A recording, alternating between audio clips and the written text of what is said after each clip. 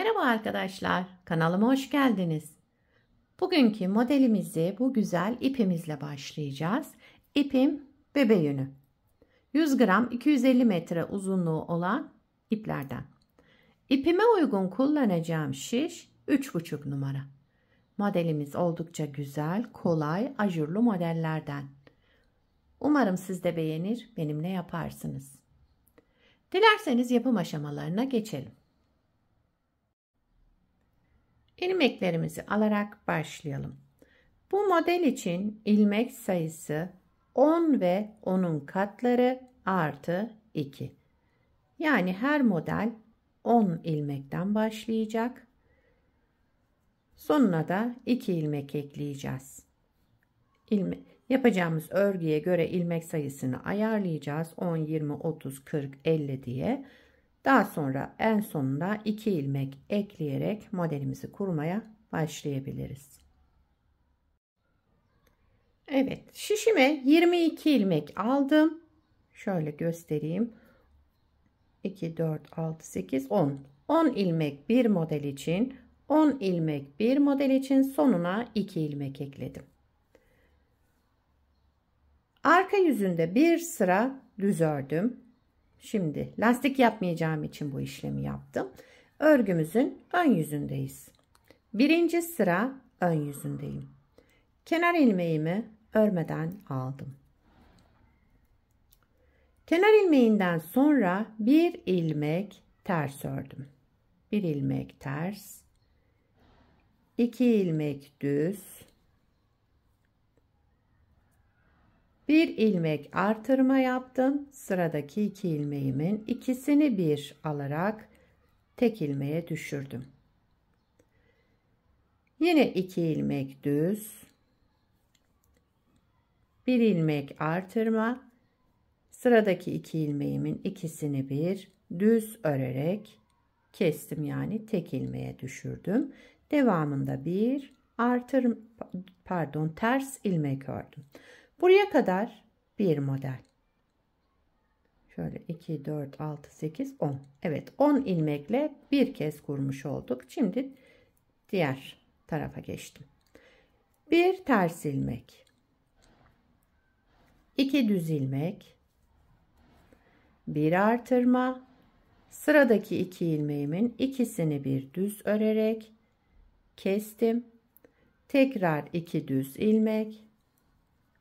Bir artırma, sıradaki 2 ilmeğimi düz örerek tek ilmeğe düşürdüm. 2 ilmeği bir aldım, tek ilmeğe düşürdüm. Sıra sonunda bir ters ilmek, bir de kenar ilmeğimi düz olarak ördüm. Birinci sıramızı tamamladık. İkinci sıra arka yüzüne geçtim. Arka yüzünde ilmekleri gördüğümüz gibi, yani ilmekleri terslerimizi ters, düzlerimizi düz. Bir düz, 1, 2, 3, 4, 5, 6, 7, 8 ilmek ters ördüm. Bir düz, 8 ters. Şimdi ortada 2 düzümüz var. Yani düzlerimizi düz, terslerimizi ters örerek devam ediyoruz arka yüzünde.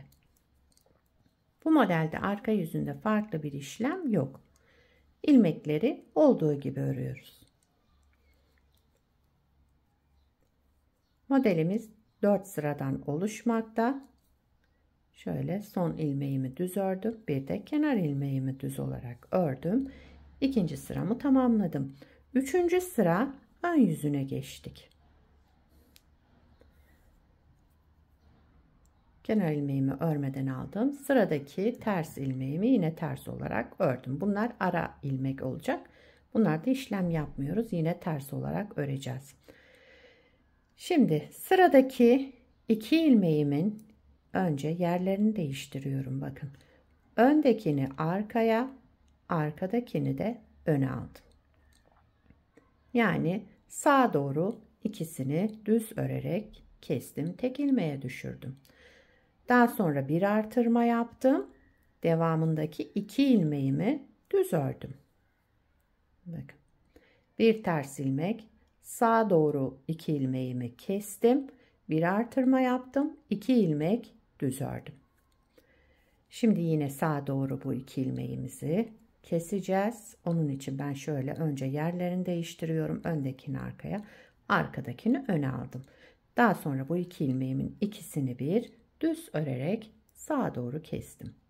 Devamında bir artırma yaptım. 2 ilmek düz ördüm. Ortadaki 2 ters ilmeğimizi de yine ters olarak örüyoruz. Sağa doğru keseceğim bu 2 ilmeğimi. Tek ilmeğe düşürdüm. Daha sonra artırma yaptım. 2 ilmek düz ördüm. Yine bu iki düz ilmekten sonra yine sağa doğru kesiyoruz. Bakın. Yerlerini değiştirdim ve sağa doğru kestim. Bu 2 ilmeğimi tek ilmeğe düşürdüm. Kesme işleminden sonra artırma yaptım. Devamındaki 2 ilmeğimi düz ördüm. Bir ters, bir de kenar ilmeğimi düz olarak ördüm. 4. sıra arka yüzüne geçtim. Burada yapacağımız işlem yine ilmekleri olduğu gibi örüyoruz.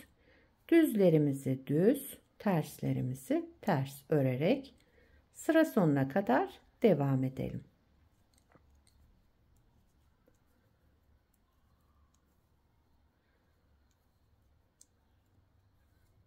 Evet, şöyle ortada 2 düz,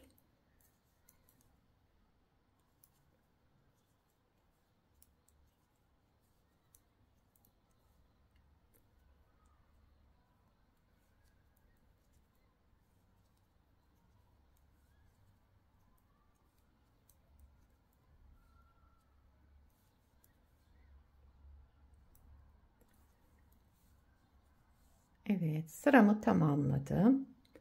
Modeli bir kez kurmuş olduk. Bakın model böyle devam edecek. Tabi ilerledikçe kendini gösterecek güzel ajurlu modellerden. Modeli bir kez daha kuruyoruz. Kenar ilmeğimi örmeden aldım. Birinci sıra ön yüzündeyiz. Ters olan ilmeğimizi yine ters olarak ördüm. Daha sonra 2 düz, bir artırma ve sıradaki 2 ilmeğimizi sola doğru kestim. Devamında yine 2 düz, bir artırma, sıradaki 2 ilmeği sola doğru düz örerek kestim. 2 ters ilmek, 2 düz ilmek, bir artırma, 2 ilmeğimi düz örerek kestim sola doğru. Yine 2 düz ilmek, bir artırma, 2 ilmeğimi düz örerek sola doğru kestim. Kenarda bir düz, bir de kenar ilmeğimi ördüm. Birinci sıramızı tamamladık. İkinci sıra arka yüzündeyim. İlmeklerimi yine olduğu gibi öreceğiz. Düzlerimizi düz, terslerimizi ters örerek devam ediyoruz. Arka yüzünde yapacağımız işlem bu arkadaşlar. İlmekleri olduğu gibi, yani düzleri düz, tersleri ters. Farklı bir işlemimiz yok bu modelde. Arka yüzünde yapacağımız.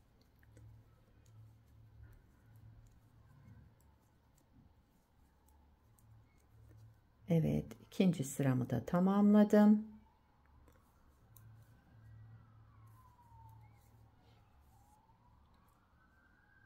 Üçüncü sıra ön yüzüne geçtim. Kenar ilmeğimi örmeden aldım. Sıradaki ilmeğimi ters olarak ördüm. Şimdi sağa doğru keseceğiz öndeki 2 ilmeğimizi. Önce yerlerini değiştirdim.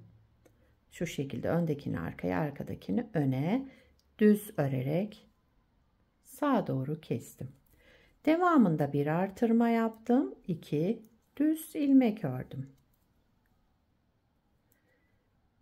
Sıradaki 2 ilmeğimizi sağa doğru keselim. Daha sonra bir artırma, 2 düz ilmek, ortadaki ters ilmeklerimizi ters olarak örelim. Yine sağa doğru keselim. 2 ilmeğimizi düz örerek kestim. Daha sonra bir artırma yaptım. 2 düz ilmek ördüm. Kesme işlemi.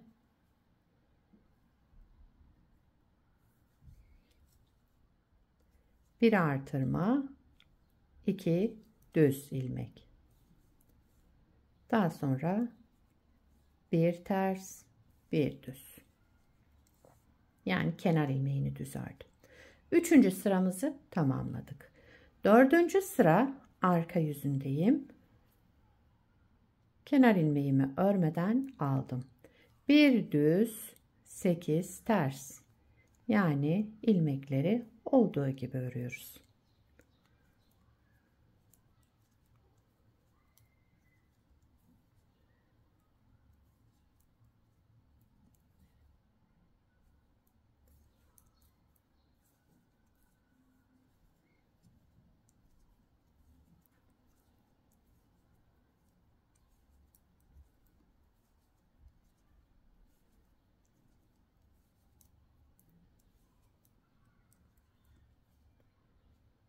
Bir düz, bir de kenar ilmeğimi düz olarak ördüm. Son sıramı da tamamladım. Modeli 2 kez kurduk. Bakın model yavaş yavaş kendini göstermeye başladı. Bir parçada daha önce yapmıştım. Şöyle göstereyim. Modelin ilerlemiş hali de böyle olacak. Bunu lastiksiz yaptık. Bunu da tekstil tipi lastik uyguladım bunda.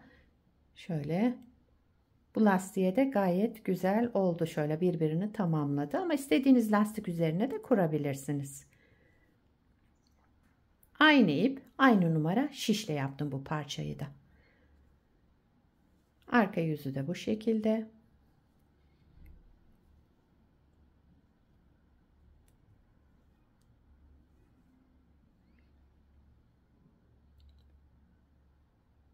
Evet. Modelimiz şöyle ajurlu, güzel, yapımı da oldukça kolay. Bu modeli yetişkin örgülerinde kullanabilirsiniz, çocuk örgülerinde kullanabilirsiniz. Yani yazlık ipler kullanarak yazlık örgülerinizde kullanabilirsiniz. Koton, merserize iplerle. Şal yapılır, yelek yapılır, bluz yapımında her türlü örgüde kullanabileceğiniz gayet uygun, güzel bir model. Sizler de nelerde kullanacaksınız bu modeli? Onları da yorumlarda belirtirseniz sevinirim. Beni buraya kadar izlediyseniz bir beğeni yapmayı, yorum yapmayı, beni desteklemeyi unutmayın arkadaşlar. Şimdiden hepinize teşekkürler. Yapacak olanlara kolay gelsin. Bir sonraki videoda görüşmek üzere. Hoşça kalın.